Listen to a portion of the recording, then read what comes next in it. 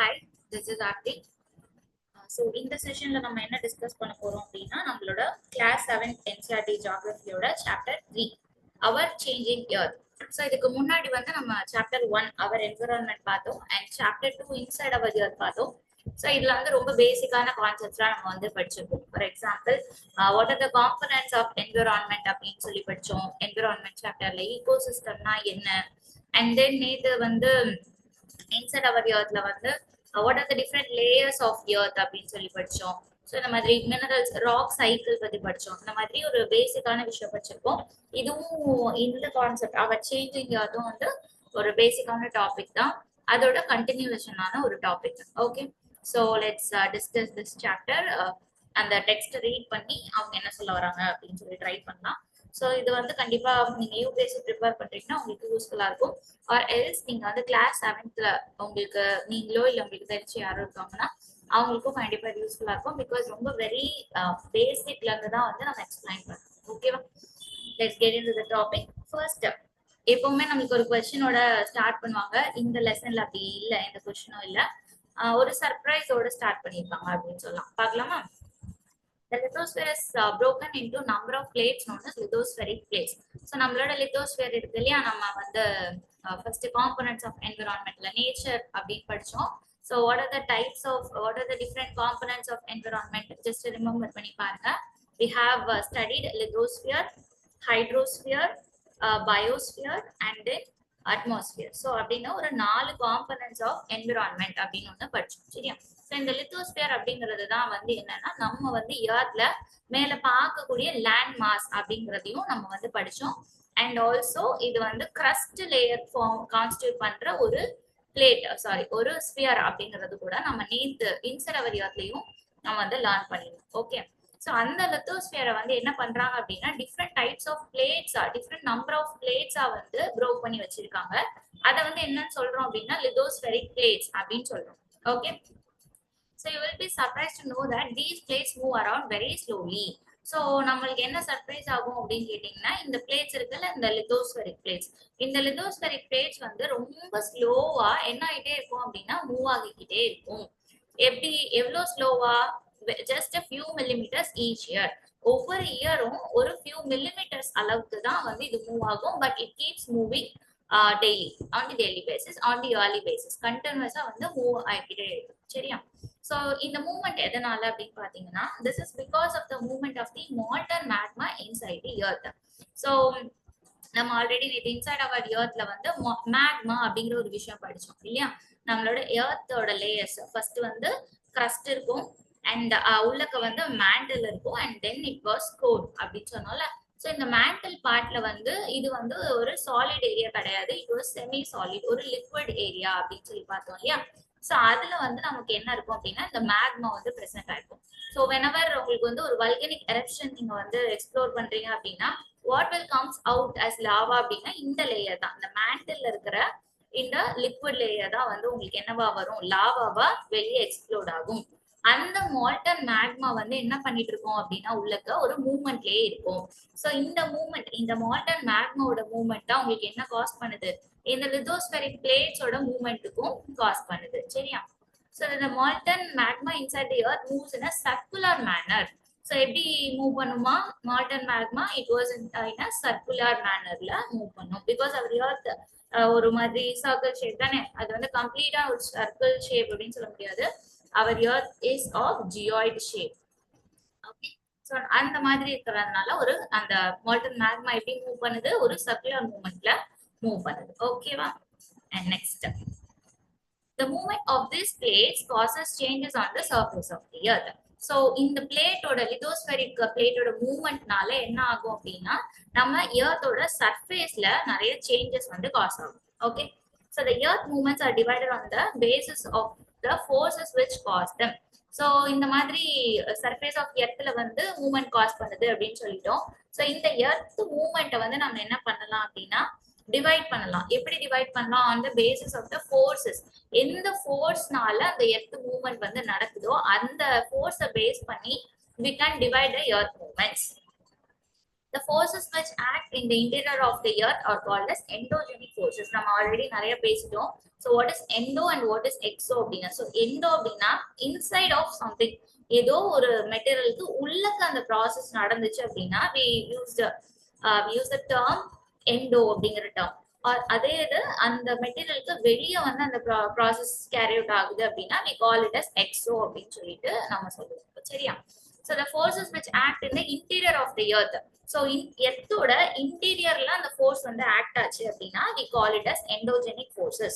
அதே இது எர்த்தோட சர்ஃபேஸ்ல அவுட்டர் சர்ஃபேஸ்ல அந்த ஃபோர்ஸ் வந்து ஆக்ட் ஆச்சு அப்படின்னா we call it as exogenic forces. Okay, so ரெண்டு இருக்கு நமக்கு.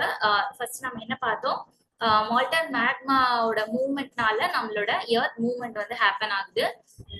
இந்த மூவ்மெண்ட் ஆஃப் த பிளேட்ஸ் வந்து எங்க நடக்கும் அப்படின்னா எர்த்தோட சர்ஃபேஸ்ல நடக்கும். இந்த எர்த் மூவ்மெண்ட் வந்து நம்ம வந்து பேசிஸ் ஆஃப் ஃபோர்ஸை டிபெண்ட் பண்ணி நம்ம டிவைட் பண்ணலாம். அதுல one is endogenic force and another one is exogenic force. So endogenic force அப்படிங்கிறது என்னன்னா இன்டீரியர் ஆஃப் த எர்த்ல ஆக்ட் ஆகும். எக்ஸோஜெனிக் ஃபோர்ஸ் அப்படின்னா என்னன்னா எக்ஸ்டீரியர் ஆஃப் தி எர்த், அதாவது சர்ஃபேஸ் ஆஃப் தி எர்த்ல ஆக்ட் ஆகும். ஓகேவா? ஓகே, ஸோ நமக்கு கொடுத்துருக்காங்க earth movement endogenic and exogenic. So endogenic என்னென்னலாம் இருக்கு, எக்ஸோஜெனிக் என்னெல்லாம் இருக்கு. ஸோ எண்டோஜெனிக் நீங்க செப்பரேட் பண்ணீங்கன்னா உங்களுக்கு டூவா வந்து டிவைட் பண்றாங்க. ஒன் வந்து சடன் ஃபோர்ஸ், இன்னொன்று வந்து டயாஸ்ட்ரோபிக் ஃபோர்ஸஸ். ஸோ சடன் ஃபோர்ஸ் அப்படின்னா இது வந்து எப்படி ஒரு நிமிஷத்துல ஒரு செகண்ட்ல வந்து நடந்து முடிஞ்சிடும். ஸோ அப்படி இருக்கிறது எல்லாத்தையும் நம்ம வந்து என்ன சொல்றோம், சடன் ஃபோர்ஸ் அப்படின்னு சொல்றோம். For example earthquake. So earthquake வருது அப்படின்னா வருஷக்கணக்கா வர்றது இல்லையா, ஒரு ஒரு ஒரு செகண்ட்ல வந்து முடிஞ்சிடும். அதே மாதிரி தான் வால்கனோ அண்ட் லேண்ட்ஸ்லைட். ஸோ இது எல்லாமே சடன் ஃபோர்ஸஸ். ஸோ டயாஸ்ட்ரோபிக் ஃபோர்ஸ் அப்படின்னா என்னன்னா பல வருஷமா இல்ல பல டீகேட்ஸ் பல செஞ்சுரிஸா ஒரு ப்ராசஸ் நடந்து அதோட அவுட்புட் வந்து கொஞ்சம் கொஞ்சமா நமக்கு வெளியே வந்து தெரியுது வந்து டயாஸ்ட்ரோபிக் ஃபோர்ஸ் அப்படின்னு சொல்றோம். For example building mountain. So ஒரு மவுண்டைன் வந்து ஒரே நாள்ல கிரியேட் ஆகுமான்னு கேட்டோம்னா கிடையாது. ஸோ பல வருஷம் பல செஞ்சுரிஸ் கடந்துதான் வந்து இந்த எண்டோஜெனிக் ஃபோர்ஸ் வந்து ஆக்ட் ஆகி இந்த மவுண்டைன் வந்து பில்ட் ஆகும். சரியா? ஸோ அதனால இது வந்து டயாஸ்ட்ரோபிக் ஃபோர்ஸஸ் அப்படின்னு நம்ம சொல்றோம். அண்ட் நெக்ஸ்ட் வந்து exogenic forces. So exogenic forces என்னது, எக்ஸோஜெனிக்லயும் நம்மளுக்கு ரெண்டு இருக்கு. One is erosional and another one is depositional. Deposition அப்படின்னு சொல்லுவாங்கல்ல, அதுதான் டெபாசிஷனல். எரோஷனல் அப்படிங்கிறது இப்போ ஒரு இடத்துல இருந்த ஒண்ணு இல்லாம போச்சு அப்படின்னா erosion. For example soil erosion சொல்லலாம். சாயில் எரோஷன் இருக்கா, சாயில் எரோஷன். ஸோ ஒரு இடத்துல சாயில் இருந்துச்சு, அது இப்போ இல்லை, ஏன் அப்படின்னா எரோட் ஆகி போயிடுச்சு. ஸோ அது வந்து எரோஷனல். டெபாசிஷன் அப்படின்னா ஒரு ஏரியால இருக்கிற ஒரு மேட்டரை ஏர் வாட்டர் இல்ல வேற ஏதோ ஒரு எக்ஸ்டர்னல் ஃபோர்ஸ் வந்து இன்னொரு இடத்துல கொண்டு போய் டெபாசிட் பண்ணி அதனால ஒரு சர்ஃபேஸ் ஃபீச்சர் வந்து கிரியேட் ஆச்சு அப்படின்னா we call it as depositional அப்படின்னு சொல்லுவோம். ஸோ லைக் ரிவர், விண்ட், சீ வேவ்ஸ், கிளேஷியர்ஸ், இது எல்லாமே நமக்கு என்ன அப்படின்னா டெபாசிஷனல் எக்ஸோஜெனிக் ஃபோர்ஸஸ்க்குள்ள வரும். ஓகேவா? I hope it was clear. So எண்டோஜெனிக்னா என்ன, எக்ஸோஜெனிக்னா என்ன, எண்டோஜெனிக்ல ரெண்டு இருக்கு, எக்ஸோஜெனிக்ல ரெண்டு இருக்கு, அவ்வளவு. And இங்க வந்து ஒரு பாக்ஸ் கொடுத்திருக்காங்க, lithospheric plates. The Earth's crust consists of several large and small, rigid, irregularly shaped plates, slabs, which carry continents and the ocean floor. இந்த lithospheric plates இருக்குல்லையா, அதுனா என்னன்னா இது வந்து என்ன several large and some small. Sometimes large இருக்கலாம், small இருக்கலாம், rigid இருக்கலாம், irregularly shaped plate இருக்கலாம். So இந்த பிளேட்டுக்கு மேலதான் என்ன இருக்கு, கான்டினென்ட்ஸும் ஓஷன் ஃப்ளோர்ஸும் இருக்கு. சரியா? So that is called your lithospheric plates. At the endogenic forces sometimes produce sudden movements and the other times produce slow movements. Already நம்ம சொன்னல. So sometimes endogenic forces என்ன பண்ணும், sudden movement produce பண்ணும், and sometimes என்ன பண்ணும், slow movements வந்து produce பண்ணும். Sudden movements like earthquakes and volcanoes cause mass destruction over the surface of the earth. So sudden நடக்குது இந்த earthquakes இருக்கட்டும் இல்ல volcanic activity இருக்கட்டும், இதெல்லாம் என்ன பண்ணும் அப்படின்னா நம்ம எர்த்தோட சர்ஃபேஸ்ல ஒரு பெரிய டிஸ்ட்ரக்ஷனை வந்து காஸ் பண்ணும். ஆமா தானே, நம்ம வந்து ஃபீல் பண்ணிருப்போம் எர்த்குவேக்கா இருக்கட்டும் இல்ல வால்கனோவா இருக்கட்டும். ஸோ அது பட் டயாஸ்ட்ரோபிக் ஃபோர்ஸஸ் பாத்தீங்க அப்படின்னா அது வந்து ஒரு பெரிய காஸ் வந்து கிரியேட் பண்ணாது. இன்ஸ்டெட் அது வந்து ஒரு லேண்ட் ஃபார்மை வந்து மவுண்டைன் மாதிரியான ஒரு லேண்ட் ஃபார்மை வந்து கிரியேட் பண்ணும். சரியா? And next it is volcano. So volcano பத்தியும் வந்து நம்ம நிறைய வந்து இன் ஃபியூச்சர் கிளாஸஸ் வந்து நம்ம டிஸ்கஸ் பண்ணுவோம். As per hour class 7th வந்து ஜஸ்ட் ஒரு இன்ட்ரடக்ஷன் மட்டும் வல்கனோ பத்தி கொடுத்துருக்காங்க. So a volcano is a vent opening in the earth's crust through which molten material erupts suddenly. So volcano அப்படிங்கிறது என்னன்னா ஒரு opening. Went is nothing but opening. இந்த opening earth கிரஸ்ட்ல இருக்கிற ஒரு ஓப்பனிங் தான். ஸோ அதுல இருந்து என்ன நம்மளுக்கு வரும், மால்டன் மெட்டீரியல் வந்து எரப்ட் ஆகும். சரியா? ஸோ இதுதான் வந்து ஒரு வல்கனோக்கு எக்ஸாம்பிள். ஸோ உங்களுக்கு வந்து இந்த ஒரு லைன் வந்து ஒரு ஷார்ட்டா தான், ரொம்ப பிரீஃபா தான் கொடுத்துருக்காங்க. But this diagram is quite familiar. ஓகேவா? பாருங்க, உங்களுக்கு நான் சொன்ன மாதிரி இந்த மேண்டல் லேயர்ல தான் உங்களுக்கு என்ன இருக்கு, இந்த மால்டன் மேக்மா வந்து பிரசன்ட் ஆயிடும். சரியா? So this is your magma chamber. எந்த மேக்மா சேம்பர் இஸ் எந்த பார்ட் ஆஃப் எந்த லேயர் ஆஃப் எர்த்ல இருந்து உங்களுக்கு இந்த மேக்மா வந்து வெளியே வருது அப்படின்னு உங்களுக்கு கொஸ்டின் கேட்டா, it is the mantle layer. Okay, not in the crust, not in the core. So நம்ம ஜஸ்ட் நம்ம கிரஸ்ட்னு கூட நம்ம வந்து கன்ஃபியூஸ் பண்ண மாட்டோம். But we will confuse in the core area. ஏன் அப்படின்னா உள்ள இருந்து வருது அப்படிங்கிறப்போ நம்ம கோர்ல தான் வந்து கான்சென்ட்ரேட் பண்ணுவோம். But it is not from the core area, it is from the mantle area. Malton magma எங்க இருந்து வெளியே வருது, it is from the mantle area. Okay, so this is a question point. And crust area இருக்கு. So இந்த Malton மேக்மாவோட வே இருக்கு இல்லையா, so இது வந்து வெண்ட் அப்படின்னு சொல்லுவோம். This is the opening went. And அந்த மவுண்டனுக்கு மேல இருக்கிற அந்த ஓப்பனிங் இருக்குல்ல, அதை வந்து நம்ம என்னன்னு சொல்லுவோம்னா கிரேட்டர் அப்படின்னு சொல்லுவோம். ஃபார் எக்ஸாம்பிள் நம்ம மூன் பத்தி படிக்கிறப்போ கிரேட்டர்ஸ் அப்படின்னு ஒண்ணு படிச்சிருப்போம். மூனோட சர்ஃபேஸ்ல நிறைய கிரேட்டர்ஸ் இருக்கு அப்படின்னு சொல்லி படிச்சிருப்போம்ல. ஸோ லைக் தட் இந்த மவுண்டன் மேல இருக்கிற அந்த ஓப்பனிங்க வந்து நம்ம கிரேட்டர் அப்படின்னு சொல்றோம். அதோட பாத் வேவை வந்து நம்ம வெண்ட் அப்படின்னு சொல்றோம். சரியா? ஸோ மேல வந்து gases and ash will come out. And where is the lava எங்க இருந்து வருதுன்னு பாத்தீங்கன்னா, இந்த வெண்ட்ல இருந்து ஒரு அந்த ஃப்ளோ ஆஃப் மேக்மாவை வந்து நம்ம என்ன சொல்றோம்னா லாவா அப்படின்னு சொல்றோம். சரியா? அண்ட் இங்க வந்து வேர்ட் ஆரிஜின் கொடுத்துருக்காங்க. So this is important, just go through it. And word origin எண்டோனா இன்சைடு, எக்ஸோனா அவுட் சைடு, ஜெனிக் அப்படின்னா ஆரிஜின். ஸோ எண்டோஜெனிக் அப்படின்னா உள்ள இருந்து ஆரிஜின் ஆகுறது, எக்ஸோஜெனிக் அப்படின்னா வெளியே இருந்து ஆரிஜின் ஆகுது. நம்ம சொன்னோம் அதேதான். ஓகேவா? ஸோ வல்கனோ பார்த்தோம். And then similarly when the lithospheric plate move, the surface of the earth vibrates. So என்ன ஆகுமா, லித்தோஸ்பெரிக் மூவ் ஆகும் போது நம்மளுக்கு என்ன ஆகும், எர்த்தோட சர்ஃபேஸ் வந்து வைப்ரேட் ஆகும். The vibrations can travel all around the earth. So அப்படி ஃபார்ம் ஆகுற வைப்ரேஷன்ஸ் என்ன ஆகுமா, எர்த்து ஃபுல்லாவே வந்து அந்த வைப்ரேஷன்ஸ் வந்து டிராவல் ஆகும். ஸோ இந்த வைப்ரேஷன்ஸ் தான் நமக்கு என்னவா வந்து வெளியே ஃபீல் பண்ண முடியுதுன்னா, we can call as earthquakes. Just earth வந்து குவேக் ஆகுது. சரியா? வைப்ரேட் ஆகுது. ஓகே, திஸ் இஸ் ஸோ அப்போ எர்த்குவேக் எப்படி வந்து ஃபார்ம் ஆகுது அப்படின்னு கேட்டீங்கன்னா, whenever a lithospheric plate move, அப்போ வந்து எர்த்தோட சர்ஃபேஸ் வைப்ரேட் ஆகும். அந்த வைப்ரேஷன் வந்து எர்த் ஃபுல்லாவே ஸ்ப்ரெட் ஆகும். அதுதான் வந்து நம்ம என்ன சொல்றோம், எர்த்குவேக் அப்படின்னு சொல்றோம். சரியா? ஸோ எர்த்குவேக்ல வந்து டிஃப்ரெண்ட் இந்த ஃபோக்கஸ், எபிசென்டர் இதெல்லாம் நம்ம வந்து தெரிஞ்சுக்கணும். இதுவுமே வந்து very very very important. So class 7th வந்து ரொம்ப பேசிக்கா தான் கொடுத்துருப்பாங்க. ஆனா இந்த ஏரியா வந்து ரொம்ப யூபிஎஸ்சியோட ஃபேவரட் ஏரியா. கொஸ்டின்ஸ் நிறைய வந்து பாசிபிள். சரியா? So the place in the crust where the movement starts is called the focus. Focus இருக்கா? ஸோ எந்த இடத்துல அந்த அந்த எர்த்குவேக் வந்து ஸ்டார்ட் ஆக போதோ, அந்த மூவ்மெண்ட் வந்து ஸ்டார்ட் ஆக போதோ, அந்த ஏரியா வந்து நமக்கு என்ன சொல்லுவோம் அப்படின்னா, we call it as focus அப்படின்னு சொல்லுவோம். சரியா? and then next the place on the surface above the focus. so இந்த ஃபோக்கஸ்க்கு டைரக்ட் ஸ்ட்ரெயிட்டா எர்த் சர்ஃபேஸ்ல ஒரு இடம் இருக்கும்ல, அதுதான் என்ன அப்படின்னா எபிசென்டர். ஓகே, சோ ஃபோக்கஸ் வந்து ஃபோக்கஸ் அப்படிங்கிறது இன்சைட் ஆஃப் தி எர்த்குள்ள இருக்கும். சரியா? அதே இது எபிசென்டர் அப்படிங்கிறது அந்த ஃபோக்கஸுக்கு நேரா நம்ம எர்த்துக்கு மேல இருக்கிற ஒரு பாயிண்ட் தான் வந்து எபிசென்டர். சரியா? சென்டர் அப்படின்னா என்ன, நடுவுல. அப்ப ஃபோக்கஸ் ஏரியால இருந்து ஸ்ட்ரெயிட்டா நம்ம எர்த்தோட சென்டர்ல இருக்கிறது தான் epicentre. Okay, and that vibration travel outside from the epicenter as waves. so இந்த எபிசென்டர்ல இருந்து வைப்ரேஷன்ஸ் எப்படி டிராவல் ஆகும்னா அவுட்வர்ட் சைடுல டிராவல் ஆகும். எப்படி டிராவல் ஆகும், as waves ஆ டிராவல் ஆகும் அவுட்வர்ட்ஸ்ல. சரியா? so greatest damage is usually closest to the epicenter and the strength of earthquake decreases away from the center.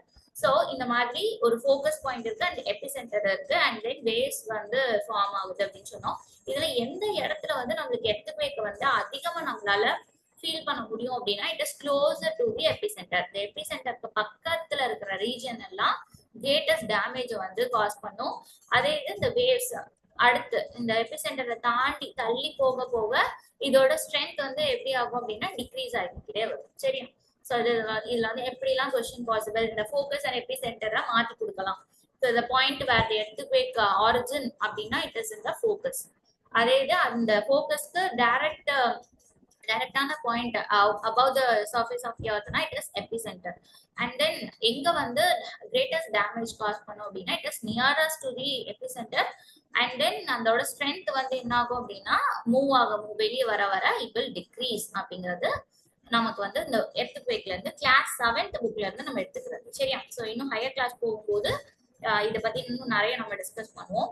இப்போதைக்கு இந்த 3 விஷயம், எபிசென்டர்னா என்ன, ஃபோக்கஸ்னா என்ன, and then எங்க greatest damage இருக்கும் அப்படிங்கறத மட்டும் நம்ம பார்த்துக்கிட்டா போதும். And then do you know ல வந்து இன்னும் ஒரு additional point கொடுத்திருக்காங்க. There are 3 types of earthquake waves. One is P waves or longitudinal waves, S waves or transverse waves, L waves or surface waves. So நம்மளுக்கு என்ன இருக்கு, earthquake wavesல 3 different types இருக்கு. PSL அப்படிங்கிற 3 type of waves இருக்கு. So P waves நம்ம என்ன சொல்றோம், longitudinal அப்படின்னு சொல்றோம், S transverse அப்படின்னு சொல்றோம், எல்ல வந்து சர்ஃபேஸ் வேவ்ஸ் அப்படின்னு சொல்றோம். சரியா? ஸோ ஜஸ்ட் இங்க கிளாஸ் 7th புக் படி நீங்க என்ன மட்டும் லேர்ன் பண்ணிக்கோங்க, இந்த மாதிரி ஒரு 3 டைப் ஆஃப் எர்த்குவேக் வேவ்ஸ் இருக்குன்னு மட்டும் தெரிஞ்சா போதும். நம்ம ஹையர் கிளாஸ் போகும்போது இந்த பி வேவ்ஸ் எப்படி டிராவல் ஆகும், why it is called as longitudinal waves, and S waves ஏன் transverse waves னு சொல்றோம், L waves ஏன் surface waves னு சொல்றோம், எது வந்து எந்த மீடியம்ல வந்து டிராவல் ஆகும், இது எல்லாமே நம்ம ஹையர் கிளாஸ் போகிறப்ப படிக்கலாம். சரியா? And then next, although earthquakes cannot be predicted, the impact can certainly be minimized if we prepare beforehand. So, நம்மளால என்ன பண்ண முடியாது, earthquake predict பண்ண முடியலனாலும் அதோட இம்பாக்ட் வந்து நம்ம மினிமைஸ் பண்ணலாம். இது ஏன் எப்போனா ப்ரீ ஹேண்டடா பிஃபோர் ஹேண்டா நம்ம ப்ரிப்பேர் பண்ணியிருந்தோம்னா இம்பாக்ட் வந்து ரெடியூஸ் பண்ணலாம் அப்படின்னு சொல்றாங்க. சரியா? Some common earthquake prediction methods adapted locally by people, including studying animal behavior. So எப்படிலாம் ப்ரெடிக்ஷன் மெத்தட்ஸ் கிளாசிக்கலா நம்ம என்ன எப்படிலாம் ப்ரெடிக்ட் பண்றோம் அப்படின்னா அனிமல் பிஹேவியரை ஸ்டடி பண்றது.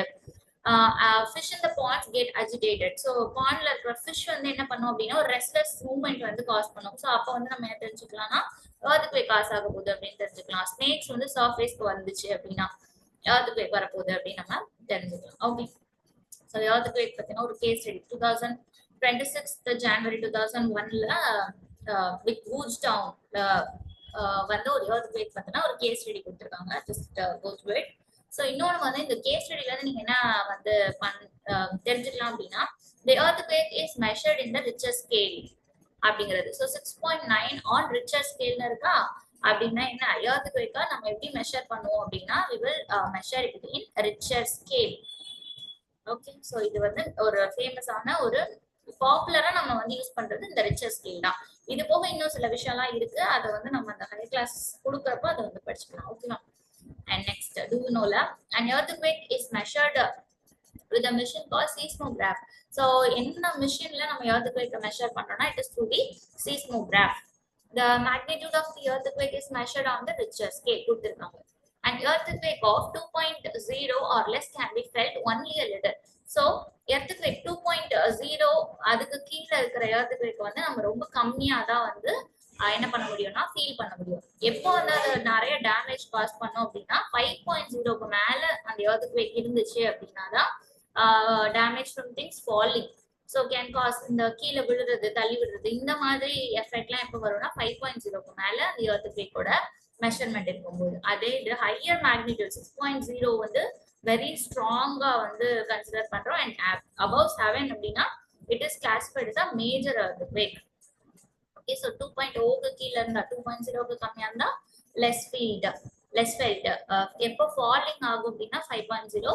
எதை வந்து ஸ்ட்ராங்னு சொல்றோம்னா 6.0. எது வந்து மேஜர் earthquake அப்படின்னு சொல்றோம்னா 7.0. சரியா?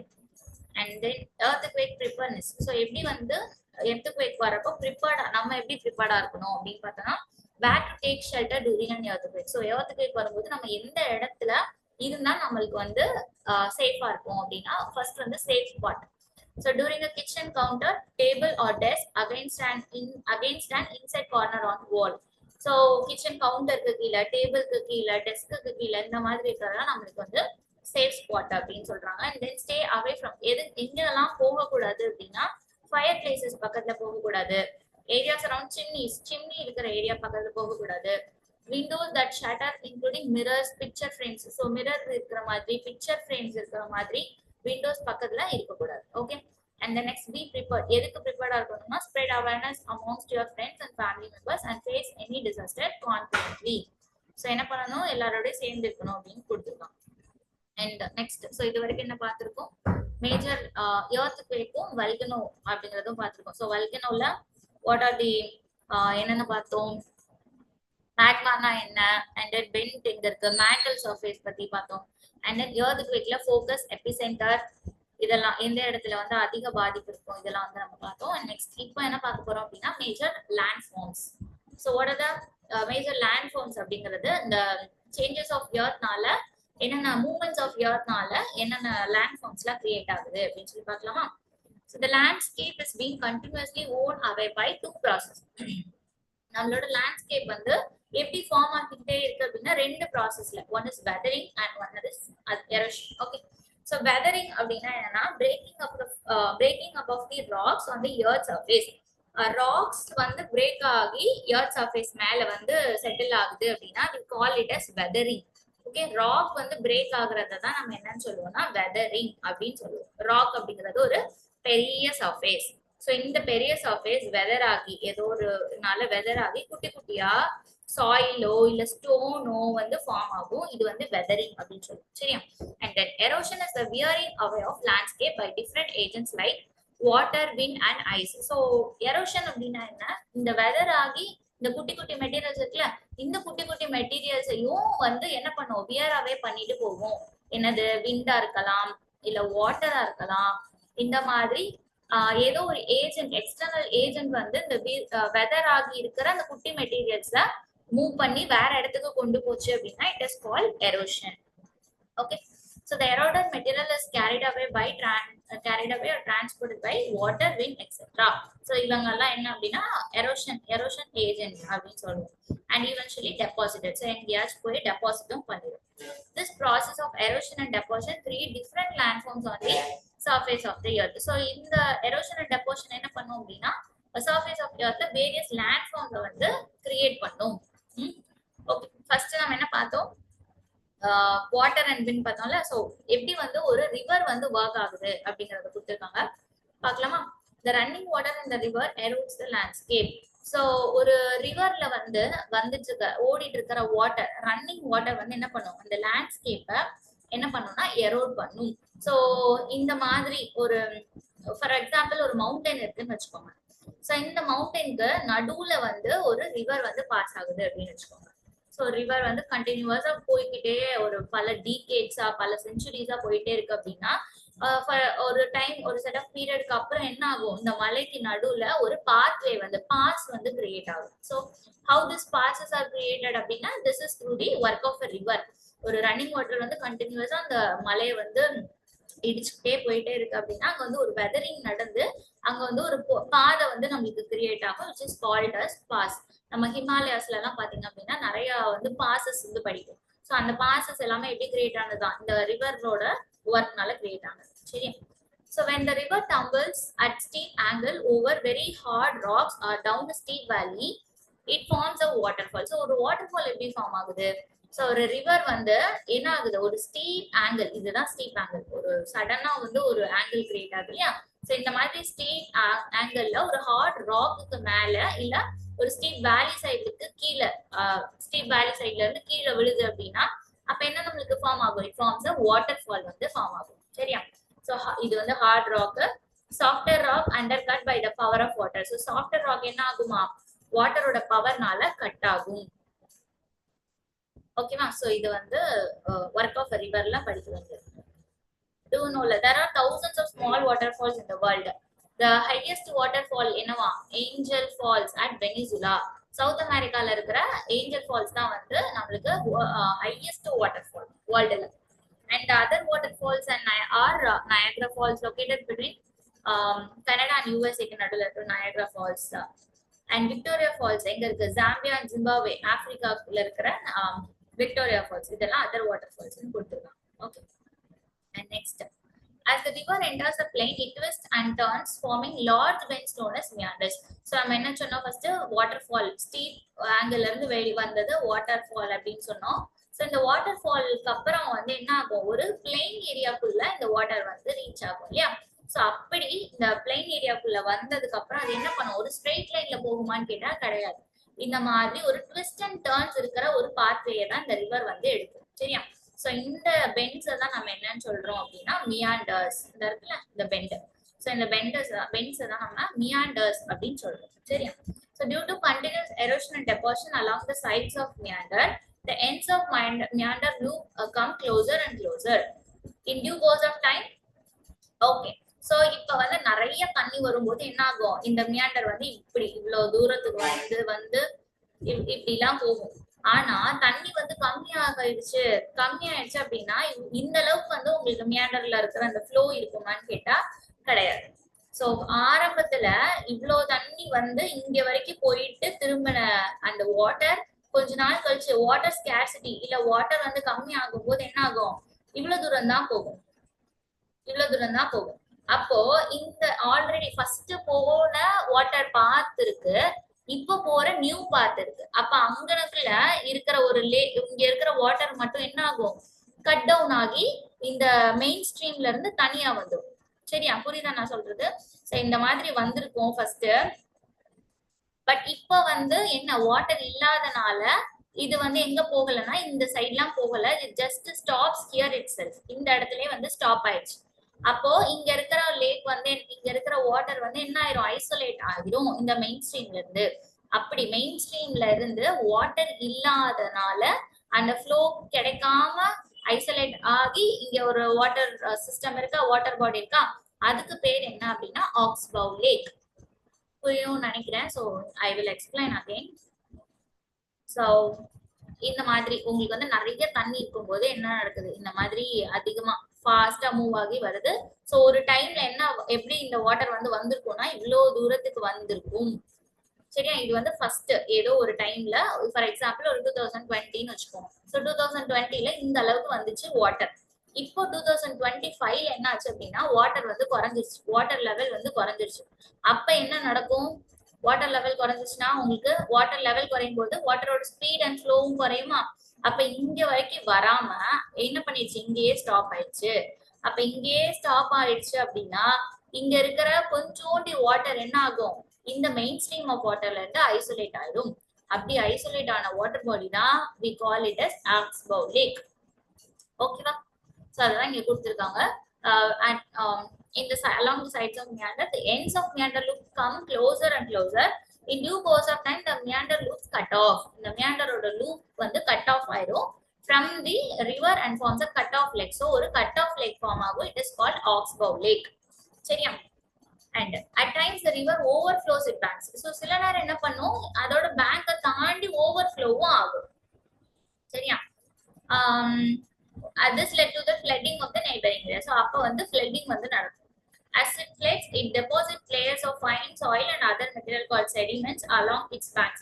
So அப்ப வந்து என்ன பண்ணும் நிறைய sediments வந்து அங்க போய் வந்து deposit பண்ணும். So அதனால அங்க வந்து ஒரு flat fertile flood plain வந்து நடக்கும். So sediments அப்படின்னா இங்க இருக்கிற நிறைய மினரல்ஸ் வந்து எங்க பண்ணும் அந்த ஃபிளட் பிளைன்ல போய் செட்டில் பண்ணும், டெபாசிட் பண்ணும் இல்லையா. சோ அந்த ஏரியா வந்து எப்படி இருக்கும் ஒரு ஃபர்டைல் ஏரியாவா ஃபார்ம் ஆகும். It is called flood plain. So the raised banks are called leaves. So அப்ப வந்து என்ன பண்ணுவாங்க அந்த பேங்க்ஸ் வந்து ரைஸ் பண்ணுவாங்க. சோ இந்த ஃபிளட் வந்து தாண்டி வரக்கூடாது அப்படிங்கிறதுக்காக அதுக்கு பேரு லீவ்ஸ் அப்படிங்கிறது. So as the river approaches the speed of the flowing water decreases and the river begins to break up into number of streams called distributaries. So river வருது, இந்த river வந்து sea வந்து மீட் பண்ற டைம்ல இதோட அது வந்து ஸ்லோ டவுன் ஆயிடும். அண்ட் இது வந்து ஸ்ட்ரெயிட்டா ஒரே ஒரு ரிவரா வந்து ஜாயின் ஆகுமான்னு கேட்டா இல்ல, இட் ஃபார்ம்ஸ் மெனி டிஸ்ட்ரிபியூட்டரிஸ். சரியா? ஸோ நிறைய பேங்க்ஸ் நிறைய சேனல்ஸ் கிரியேட் பண்ணி டிஸ்ட்ரிபியூட்டரிஸ் வந்து ஃபார்ம் ஆகும். சரியா? So the rivers become so slow and begins to deposit its loads. So இது வரைக்கும் என்னென்ன லோட் எல்லாம் கொண்டு வந்துச்சோ அது எல்லாத்தையும் எங்க வந்து டெபாசிட் பண்ணிடும், இந்த டிஸ்ட்ரிபியூட்டரிஸ் இந்த இந்த ஏரியால வந்து டெபாசிட் பண்ணிடும், சீல கலக்கிறதுக்கு முன்னாடி. The collection of sediments from all the mouths form a delta. So இதுதான் நம்ம என்னன்னு சொல்றோம், டெல்டா ரீஜியன் அப்படின்னு சொல்றோம். ஏன்னா எல்லா மவுத்ல இருந்தும், ரிவரோட எல்லா மவுத்ல இருந்து வர டெபாசிட்ஸ் இங்க வந்து செடிமெண்ட் ஆயிருக்கு இல்லையா. ஸோ இந்த டெல்டா ரீஜன் வந்து எப்படி இருக்கும், ரொம்ப ஃபர்டைல் ரீஜனா இருக்கும். So we call it as delta. So this is the work of river. So எப்படி வந்து ஒரு வாட்டர் ஃபால்ல இருந்து அது ஃபிளட் பிளைன்குள்ள வந்து மியாண்டர் ஃபார்ம் ஆகி ஆக்டோலேட் லீவ்ஸ் இதெல்லாம் பார்த்துட்டு அண்ட் அகைன் டிஸ்ட்ரிபியூட்டரிஸ் ஃபார்ம் பண்ணி அண்ட் தென் டெல்டா ஃபார்மேஷன் இருக்கு அண்ட் தென் ரிவரோட சீயோட சேர்ந்து இருக்கு. சரியா. So this is the work of river. இதே மாதிரி வி ஹாவ் ஒர்க் ஆஃப் இன்னும் என்ன இருக்கு, ஒர்க் ஆஃப் சி வேவ்ஸ் இருக்கு, ஒர்க் ஆஃப் ஐஸ் இருக்கு அண்ட் ஒர்க் ஆஃப் விண்ட் இருக்கு. So work of sea waves அப்படின்னு பாத்தீங்கன்னா the erosion and deposition of the sea waves give rise to coastal landforms. So எப்படி வந்து வாட்டர் வந்து ஒரு features landforms create பண்ணுச்சோ அதே மாதிரி sea waves ஓட erosion and deposition நமக்கு என்ன ஃபார்ம் பண்ணும் அப்படின்னா கோஸ்டல் லேண்ட்ஃபார்ம்ஸ் வந்து ஃபார்ம் பண்ணும். சரியா. So sea waves continuously strike at the rocks. So sea waves என்ன பண்ணும் அப்படின்னா இந்த ராக்ஸ்ல கண்டினியூஸா ஸ்ட்ரைக் பண்ணிட்டே இருக்கும். அப்ப என்ன நடக்கும், கிராக்ஸ் டெவலப் ஆகும். over time they became larger and wider. so ஒரு டைம்க்கு அப்புறம் என்ன ஆகும், இந்த cracks வந்து larger and wider cracks form ஆகும். so இதுதான் என்ன ஆகும் அப்படின்னா thus hollow like caves are formed on the rocks. and the rocksல வந்து hollow caves வந்து form ஆகும். this is called your sea caves. சரியா. as these cavities become bigger and bigger only the roof of the caves remain, thus forming sea arches. so இன்னும் வந்து இந்த sea cave form ஆயிடுச்சு, இன்னும் வந்து இந்த வாட்டர் வந்து திருப்பி அதுல போய் மோதிக்கிட்டே இருக்கு அப்படின்னா ஃபுல்லாவே அந்த ராக் வந்து காணாம போயிடும். ஜஸ்ட் ஒன்லி என்ன மட்டும் மிச்சம் இருக்கும், இந்த அந்த ரூஃப் மட்டும் தான் மிச்சம் இருக்கும். அப்படி இந்த ரூஃப் மட்டும் மிச்சம் இருந்துச்சு அப்படின்னா we call it as sea arches. சரியா. அடுத்து further erosion breaks the roof and only walls are left. So இன்னும் வந்து நீங்க அதை வந்து அந்த வாட்டர் வேவ்ஸ் வந்து அதுல மோதிக்கிட்டே இருக்கு அப்படின்னா அந்த ரூஃபும் போயிடும். எது மட்டும் இருக்கும், இந்த பார்ட் ஆஃப் வால் மட்டும் இருக்கும். அதுதான் என்னது, stakes. These wall like features are called stakes. சரியா. The steeply rocky coast rising almost vertically above sea water is called sea cliff. So ஒரு ராக்கி கோஸ்ட் வந்து sea waterக்கு மேல நம்மளுக்கு ஃபார்ம் ஆச்சு அப்படின்னா we call it as sea cliff அப்படின்னு சொல்றாங்க. இதுல வந்து sea cliff இமேஜ் வந்து எதுவும் கொடுக்கல. in our higher classes we will discuss about the sea cliff. இங்க வந்து என்ன தெரிஞ்சுக்கோங்க, ஒரு steep rocky coast இருக்கு above the sea water அப்படிங்கிறது sea cliff. so the sea wave deposits sediments along the shores forming beaches. so இந்த sea waves என்ன பண்ணும், sediments வந்து deposit பண்ணும் ஷோர்ஸ்ல. அதுதான் என்னவா ஃபார்ம் ஆகுது அப்படின்னா பீச்சஸா ஃபார்ம் ஆகுது. சரியா. அது வந்து என்ன பார்த்தோம், work of sea waves. and இப்போ பார்க்க போறது work of ice. so glaciers are rivers of ice. so glaciers அப்படிங்கிறது என்னன்னா ஐஸோட ரிவர்ஸ் அப்படின்னு சொல்றாங்க, which to erode the landscape by bulldozing soil and stones to expose the solid rock below. glaciers carve out deep hollows there. so glaciers என்ன பண்ணும் அப்படின்னா deep hollows வந்து build பண்ணும். as the ice melt they get filled up with water and become beautiful lakes in the mountain. so mountainல வந்து lake form ஆகுது. நம்ம glacial lakesலாம் படிச்சிருக்கோம்ல அது மாதிரி. so the material carried by the glaciers such as rock, big and small, sand and slate get deposited. so இதுல இருந்து வர்ற material டெபாசிஷனை வந்து நம்ம என்னன்னு சொல்றோம்னா glacial moraines அப்படின்னு சொல்றோம். சரியா. so அங்க டெபாசிஷன் வந்து பீச்சஸ்ன்னு சொன்னால இங்க வந்து glacial moraines அப்படின்னு சொல்றோம். சரியா. and next work of wind. so desert நீங்க எப்போ விசிட் பண்ணிருக்கீங்களா அப்படின்னு கேக்குறாங்க. an active agent of erosion and deposition in the desert is wind. so windல வந்து erosion and deposition ஆக்டிவா நடக்கிறதுக்கு இருக்கிற ஒரு ஏஜென்ட் யாருன்னா wind. in you can see rocks in the shape of mushroom. so mushroom shapeல வந்து நம்ம rocks வந்து பார்க்க முடியும் எங்கன்னா டெசர்ட்ல. so இது ஏன் அப்படின்னா it is due to the work of wind. அதுக்கு பேர் வந்து மஷ்ரூம் ராக்ஸ். ஏன் அப்படின்னா winds erode the lower section. so wind வந்து இதுல வந்து மோதிக்கிட்டே என்ன பண்ணும், இதை வந்து இந்த ராக் வந்து எரோட் பண்ணிட்டே இருக்கும், வெதர் பண்ணிட்டே இருக்கும். the lower section of the rock more than upper part. so என்ன ஆகும், கீழே மட்டும் என்ன ஆகும் அப்படின்னா எரோட் ஆயிட்டே இருக்கும், அப்பர் பார்ட் வந்து அப்படியே இருக்கும். so இதனால என்ன நடக்கும், இந்த மஷ்ரூம் ராக் வந்து ஃபார்ம் ஆகும். when the wind blows it lifts and transports sand from one place to another.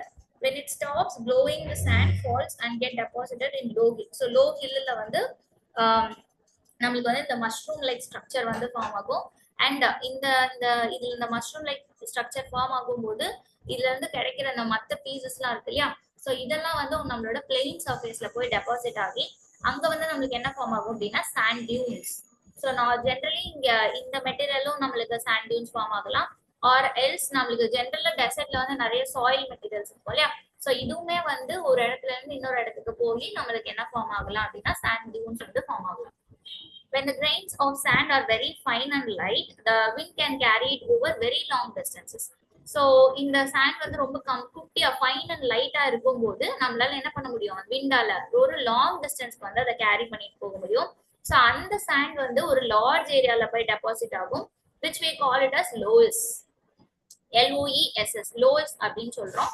இது என்ன அப்படின்னா இந்த very fine and light sand வந்து ஒரு லாங் டிஸ்டன்ஸ்க்கு டிராவல் பண்ணி அங்க போய் டெபாசிட் ஆகுறது லோயஸ் அப்படிங்கிறது. Okay, so large deposits of loess எங்க இருக்கு அப்படின்னா just found in China. Okay, சைனால வந்து நம்ம இந்த லோயஸ் வந்து பார்க்கலாம்.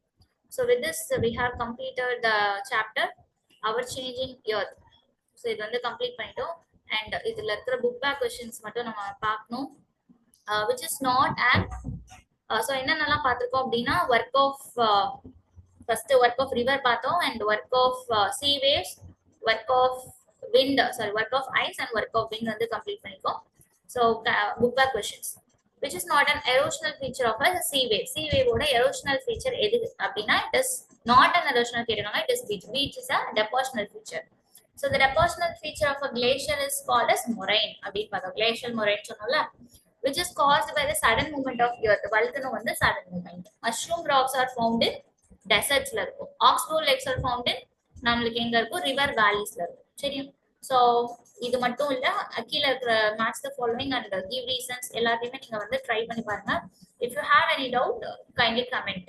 Okay, I hope this lesson was clear. Next அடுத்த சாப்டர் 4ல வந்து நம்ம மீட் பண்ணலாம். And bye, thank you.